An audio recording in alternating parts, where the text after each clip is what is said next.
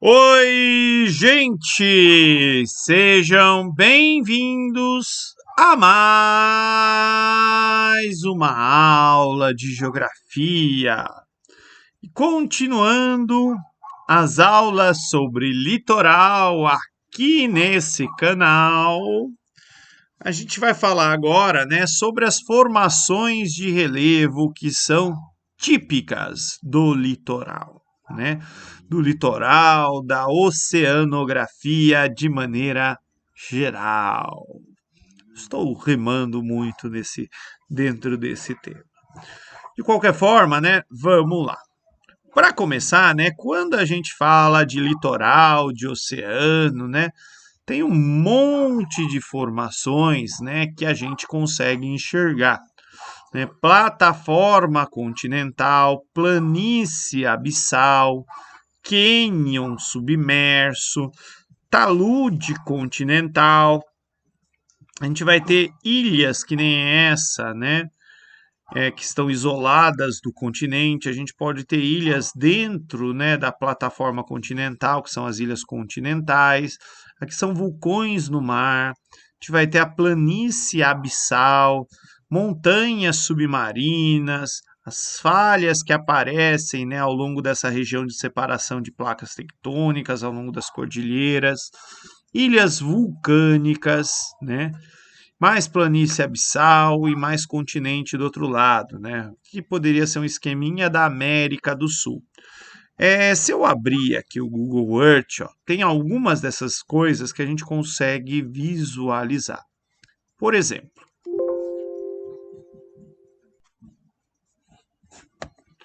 ó, olhando aqui na imagem de satélite, ó, esse azul mais claro que vai bordejando, por exemplo, a América do Sul, né? É a plataforma continental, né? Isso também vai formar o chamado talude continental, né? Então aqui, ó, é onde fica, né, o continente. Só que é um pedaço do continente que está embaixo da água, né? Então a gente tem no continente as terras emersas e as terras submersas, né? Aqui do lado, ó, isolado, a gente vai ter ilhas oceânicas, né? Como por exemplo, né, Fernando de Noronha, tá? Que nada mais é do que uma montanha submersa. Tudo isso daqui num azul mais escuro, né, é a planície abissal, né?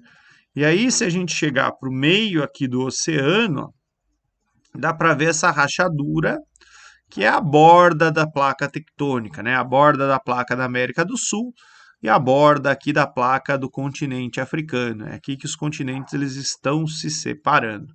E esses riscos aqui são as falhas, né, que acontecem nesse processo, são rachaduras aí na placa tectônica. Mas, né, voltando aqui. Então aqui, ó, a gente vai ver uma primeira formação, né? Isso aqui é uma imagem de satélite do relevo oceânico, né? Tá de azul tudo que seria fundo de mar. E aqui dá para ver a dorsal, né? Dorsal são cadeias de montanhas submersas, geralmente na borda de placas tectônicas, né? Aqui é a dorsal atlântica, né? A dorsal mais importante para nós brasileiros, né? Percebam que no Pacífico também tem coisa, né? Bem, a dorsal, né, no caso, a nossa dorsal atlântica, ela vai se formar numa região ó, de separação de placas tectônicas. E na medida que a placa se afasta, né, o magma do interior terrestre ele vai subindo, né, ascendendo, se solidifica em contato com a água do oceano e vai empurrando, né, os continentes cada vez mais longe um do outro. E a gente pode ter algo um pouquinho diferente onde as placas se chocam, que são as fossas, né? As fossas são as maiores profundidades dos oceanos, geralmente onde uma placa, né, subducta em relação à outra. Aqui no Google Earth, ó, se eu mudar de lado, vier aqui, ó, eu consigo ver uma fossa, né? Essa região bem mais escura aqui no oceano. For lá, ó, aqui, ó, uma fossa gigantesca. Então, essas regiões mais escuras é onde estão as maiores profundidades do oceano. Aqui é o Círculo de Fogo do Pacífico, né? Região de borda de placa tectônica no Pacífico. E olha como tem fossas aqui, né? E a mais famosa delas é a Fossa das Marianas, com aquele, né, que é o ponto mais profundo dos oceanos, que é o Abismo Challenger, né? Que a gente sabe, que a gente descobriu até agora, né?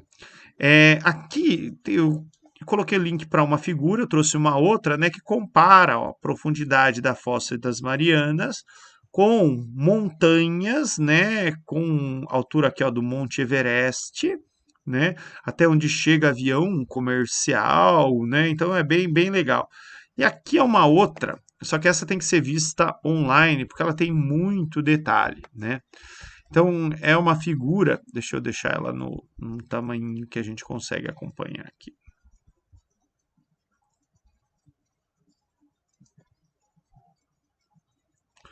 Ó, que ele vai marcando as profundidades, tudo que é trench, né, são as fossas, né? Então, ele marca aqui a profundidade da fossa de Porto Rico, profundidade de Milwaukee, né, fossas da Mariana e Challenger Deep, né? E aqui ele faz uma brincadeira, né, com um documentário do James Cameron, né? Aqui a gente consegue ver em escala, né, o Mauna Kea, que é talvez a maior montanha do planeta, né, se seguir ali do fundo do mar até a superfície, né, a Fossas da Mariana olhando, né, numa escala horizontal, e aqui as profundidades, né, onde está o Titanic, um pedaço do Titanic, o outro pedaço do Titanic, e por aí vai. É bem legal, depois vocês clicam, né, e examinam com cuidado. Bem, então, plataforma continental, já falei para vocês que esse prolongamento aqui do continente abaixo do nível do mar, né? Geralmente, na plataforma continental, o mar é mais raso, né? Tem profundidades aí que vão chegar a 200 e poucos metros. E quando termina a plataforma continental, né, vai ter aí esse talude, né? No final dele pode ter alguns cânions submersos, né? E aí vai descer para profundidades maiores, onde está, né, a planície abissal, né? Teoricamente, o talude marca o final do continente, tá? Bem, aqui é um outro lugar de plataforma continental onde tem choque de placas tectônicas, né? Aqui percebam que a plataforma ela é mais estreita em função, né, desse choque das placas tectônicas. Bem, plataforma continental é um prolongamento do continente. Então, quando tem alterações climáticas, o planeta fica mais quente ou o planeta fica mais frio, o formato e o tamanho dos continentes muda. Quando o planeta fica mais quente, o gelo dos polos derrete, o nível do mar sobe, e, portanto, né, áreas de continentes são alagadas, né? Aqui é um exemplo do que aconteceria com a América do Sul se a Antártida fosse alagada. E aqui um exemplo do que ocorreu na última glaciação com os continentes, né? À primeira vista não dá para perceber tanta mudança, ó, mas essa linhazinha aqui ela marca, né, o limite da América do Sul hoje, né, e como ficou há muito tempo atrás na glaciação, né? Então perceba que virou mais largo, principalmente aqui no sul da América do Sul. Outras coisas. Bem, a gente vai ter ilha, arquipélago e istmo, né? Eu já falei para vocês qual que é a diferença de uma ilha e continente, né? O tamanho, porque a definição é a mesma, né? Partes de pequenas, né, ou relativamente pequena, porque a Groenlândia é grande, né? É a maior das ilhas, cercadas de água doce ou salgada, né?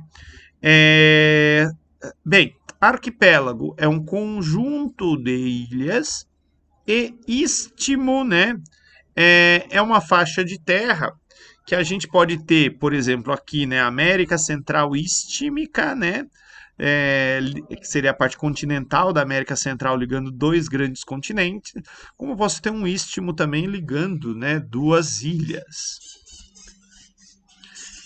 Gente, ilhas continentais são ilhas que ficam na plataforma continental. Aqui, ó, tem várias, é difícil de ver, ó, mas aqui, ó, Ilha Bela, essa daqui. Todas essas ilhazinhas aqui, por estarem na plataforma continental, né, são ilhas continentais. Aqui a gente tem algumas coisas muito interessantes, né? Quando o mar recuou na glaciação, a Mata Atlântica, né, avançou por tudo isso, né? Por isso que às vezes a gente vai encontrar animais em ilhas, né, que não sabem nadar e a gente fala, pô, mas como que esse bicho chegou aí, né? Chegou porque muito tempo atrás, né, tava tudo junto. Né? A gente tem um exemplo bem legal aqui no litoral paulista, que é a Ilha das Cobras. Ilhas oceânicas estão isoladas do continente. Aqui está a plataforma continental, né? Aqui está Fernando de Noronha, né? Que fica no topo de uma montanha submersa, né? Vai ser a parte, né, dessa montanha que está acima da linha d'água. Aqui, ó, para a gente entender, né, o que seria uma ilha oceânica, uma montanha submersa que não está ligada aqui na plataforma continental. Tá? Aqui outras visões, né? Então a gente vai ter arquipélago, por exemplo, arquipélago de Angra dos Reis, cheio das ilhas, né? Aqui na Baía de Paranaguá também tem várias ilhas.